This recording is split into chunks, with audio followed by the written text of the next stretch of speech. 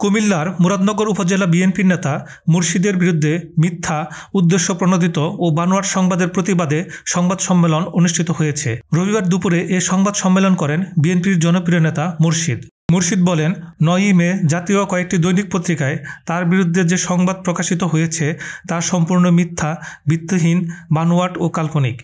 একটি কুচক্রী মহল ও তার রাজনৈতিক প্রতিপক্ষ কিছু আওয়ামী লীগের দূষর তাকে রাজনৈতিকভাবে এবং সামাজিকভাবে হেয় প্রতিপন্ন ও ক্ষতি করার জন্য ষড়যন্ত্রমূলকভাবে মিথ্যা ও বানোয়াট তথ্য দিয়ে এ সংবাদ প্রকাশ করেছে।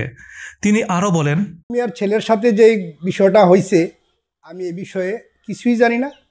ওমর মিয়াকে আমি চিনি, ওমর মিয়া রাজনীতির সাথে জড়িত, বিএনপির সাথে জড়িত, কাইকোবাদ দাদার ফ্যামিলির সাথে সম্পর্ক, রাজনীতি করে ওমর মিয়াকে আমি চিনি। কিন্তু ওমর মিয়ার ছেলের ব্যাপারে আমাকে যে অপবাদটা দেওয়া হয়েছে দাদার বাড়ির বিষয় নিয়ে, আমি এ বিষয়ে কিছুই জানি না। আমি এর জন্য অনেক দুঃখিত যে আমাকে এইভাবে হাওয়াপূর্ণ করার জন্য।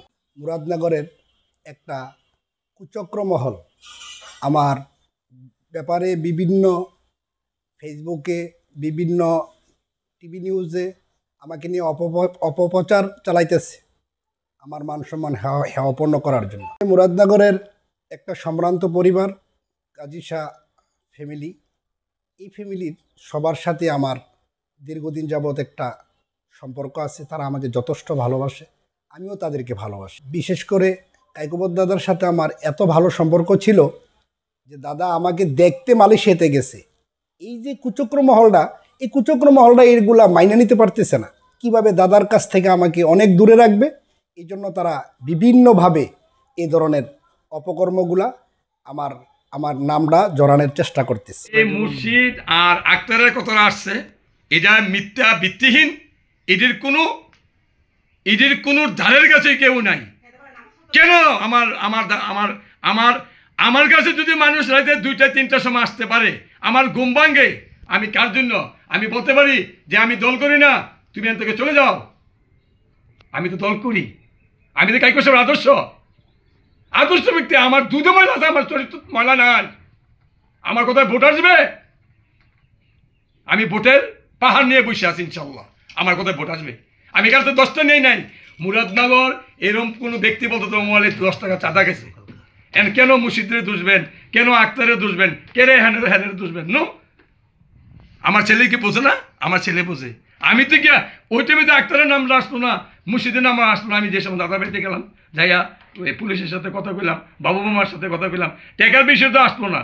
কেন এইগুলো আসলো না? কেন এখন আমি এই সকাল রাতের 12টা হয়েছে, ভোরবেলায় তো এগুলো কোনো প্রচার হইল না।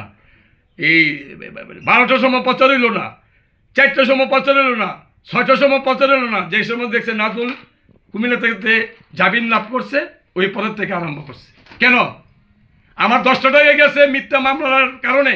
আমার 10 থেকে ওই মুহূর্তে আমার 10 লাখ আমার পরিবারে নিয়ে আমি বড় জ্বালাত আছি। আমি ক্যান্সার রোগে আমার পরিবার আক্রান্ত। আমি কে টাকা জোগামো না, আমি মামলার টাকা জোগামো? কেন আমার এই হয়রানি আমার ফ্যামিলির ভিতরে? আমার ছোটো ছেলে যে সময় খবর দেয় যে আব্বা বাবু ভাই ফোন দিচ্ছে, কে রে? ও নাজুল ভাই নাকি ওইখানে গেছে, চলেন। আরবিন কাকায় ফোন দিয়ে বলছে। আমি তো ঠিক আছে চলো। আমি যাইয়া দেখি পুলিশ তারে বেপরোয়া মারতেছে। আমি যাও না পরে পুলিশ ঠান গেছে। কেন? কি রে, কি? সে উত্তর একটা দিয়েছে যে আমারে তারা খারাপ ব্যবহার করছে। আমি আবার জিজ্ঞাসা করলাম, বাবা মামা আপনার কোনো বলছেনি? কয় না, সে চেতাচেতি করছে, সে করছে, কোনো খারাপ তো বলে নাই। যে নাজমুল বলতো ঠিক আছে ভিডিওটা, এই সিসি ক্যামেরাটা দেখান, যদি আপনার সাথে আমি কোনো খারাপ ব্যবহার করে থাকি বা কারোর সাথে খারাপ ব্যবহার করে দিই, বা দাদার এই বড় জাডার ভাইদের সাথে যদি কোনো ব্যবহার খারাপ করে। শুধু একটাই হচ্ছে আরফিন পাজান বলছে 2-3 বার আমার কাছে এটাই বলছে যে আমি কী অপরাধ করছি আমার এই ধরনের আচরণ করলো তারা। আমার ছেলের যে আনতে চাইছিলাম, হাবিব কয় বাবু ভাই দিয়ে দেন। কয় না, এটা হয়ে গেছে। দারগা বলছে তার ওয়ারেন্ট আছে, দিলের করে একটা মামলা। এই মামলাটা মিথ্যা বানোয়াটি। নিউজ ডেস্ক, দৈনিক আমার বাংলাদেশ।